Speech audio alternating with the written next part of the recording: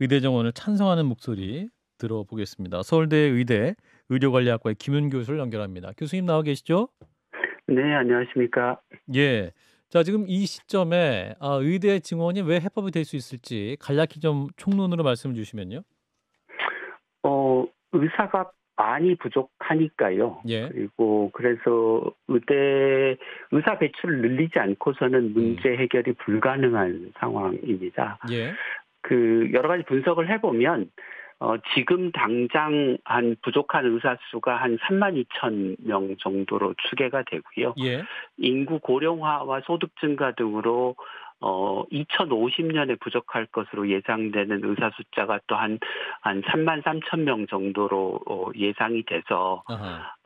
향후 한 20년 동안 의대 정원을 한 4,500명쯤 늘려서 의사를 배출해야 우리나라에 필요한 의사 수를 모두 충당할 수 있을 것으로 추계가 되는 상황입니다.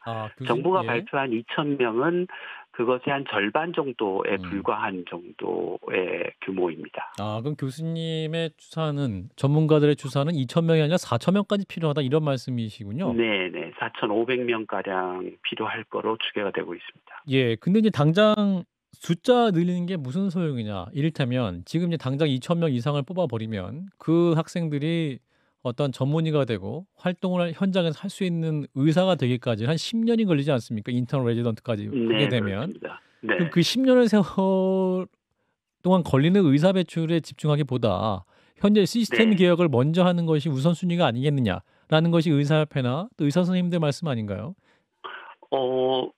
정부도 그렇고 저도 그렇고 예. 의대 증원만으로 문제를 해결할 수 있다고 얘기한 적은 단 한 번도 없습니다.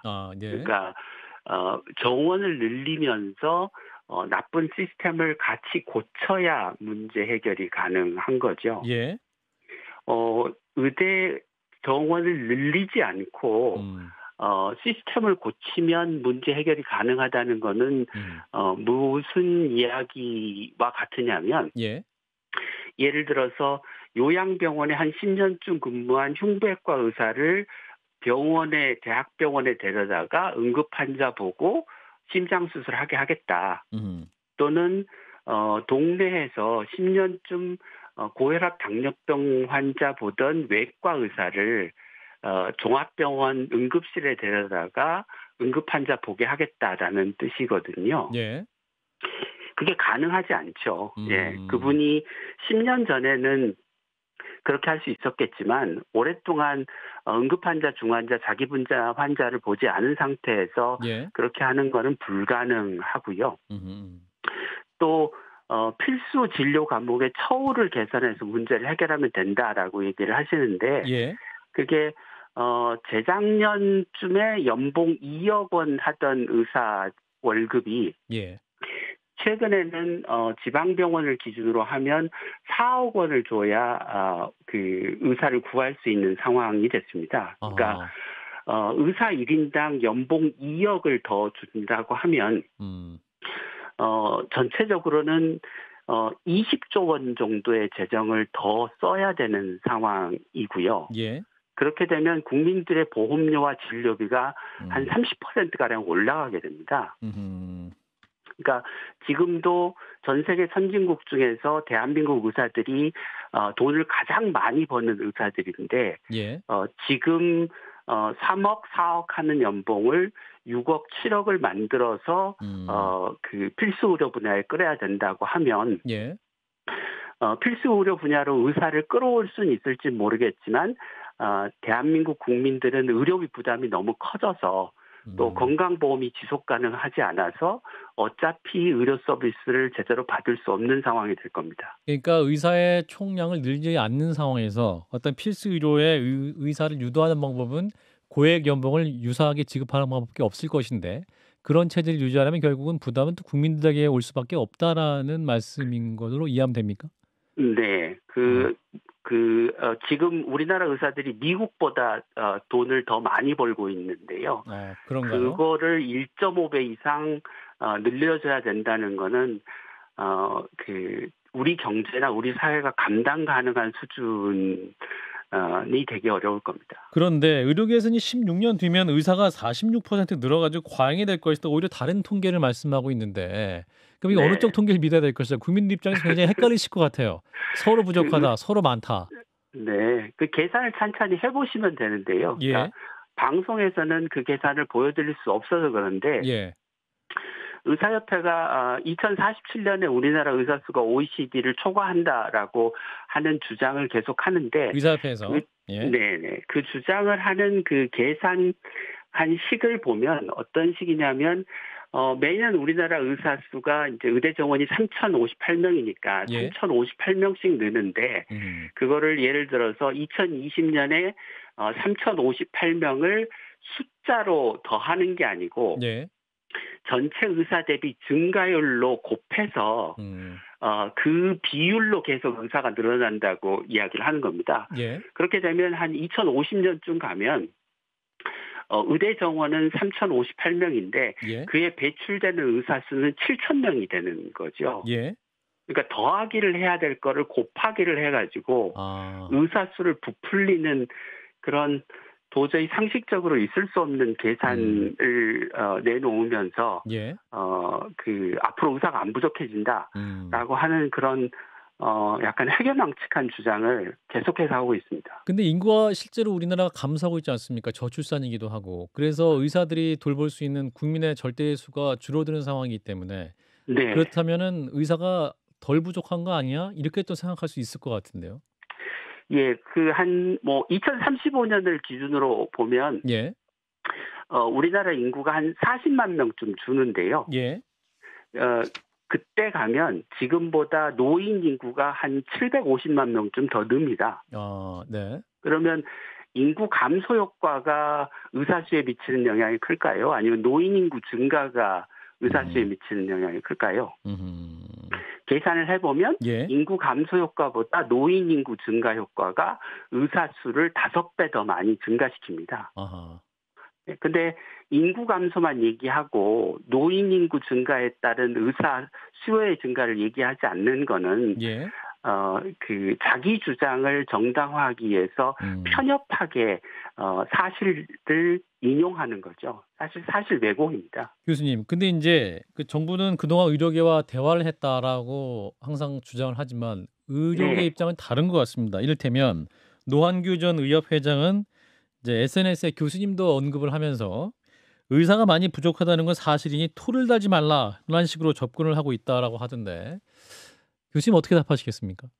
저는 그렇게 얘기한 적이 한 번도 없는데요. 아마 이제 읽으시는 분들이 그렇게 이제 메시지를 받았다. 나는 그렇게 이제 네. 해석했다 이렇게 아마 표현을 하시는 것 같은데.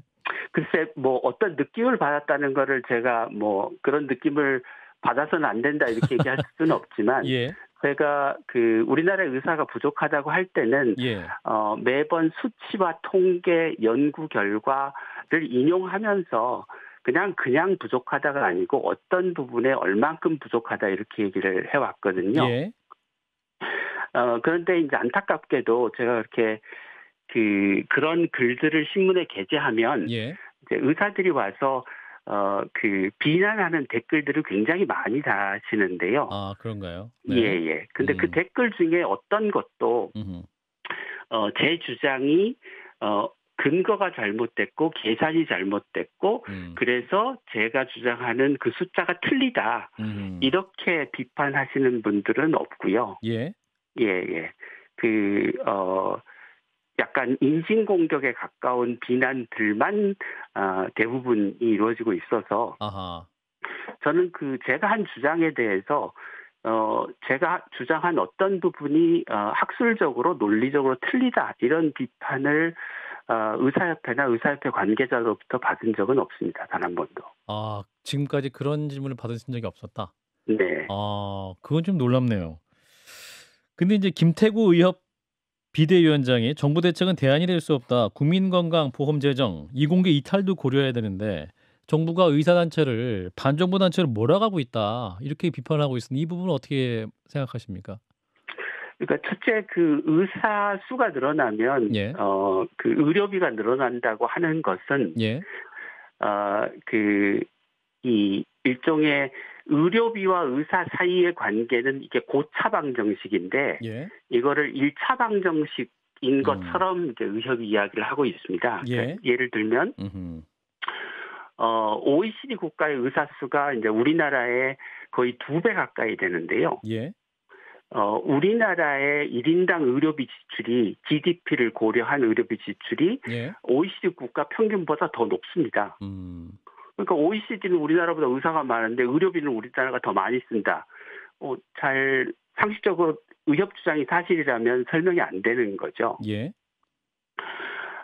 만약에 현재와 같은 그 낭비적인 의료 제도를 그냥 그대로 두고 의사 수를 늘리면 두 가지 효과가 동시에 나타나면서 의료비가 늘 수도 있습니다. 그러니까 하나는 의사의 공급이 늘어나면서 앞서 얘기한 의사의 연봉이 떨어지겠죠. 예.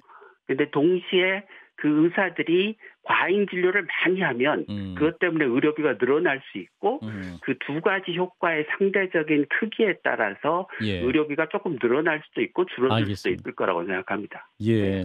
교수님 거의 마무리. 그렇지만 예. 중요한 것은 우리는 의사 수를 늘리면서 의료비를 효율적으로 쓰는 시스템으로 고치는 게 목표가 돼야지. 아하. 의사를 늘리면 의료비가 늘어나니까 응급실 뺑뺑이도 그대로 국민들이 감수해야 되고 소아진료 대란도 국민들이 그대로 감수해야 된다는 거는 사실 해서는 안 될 얘기죠.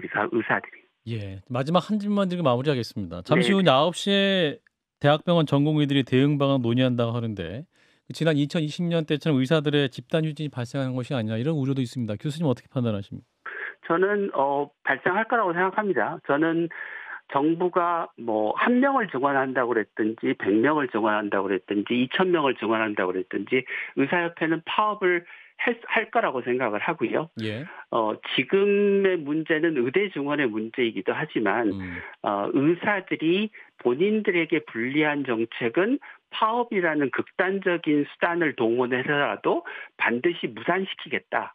그래서 이후에 본인들에게 불리한 어떤 의료 정책도 용납하지 않겠다라는 의도를 가지고 있어서 이거는 반드시 넘어야 될 거쳐가야 될 과정이라고 생각합니다. 알겠습니다. 예. 교수님 일단 오늘 말씀 여기까지 듣도록 하겠습니다. 예, 고맙습니다. 네.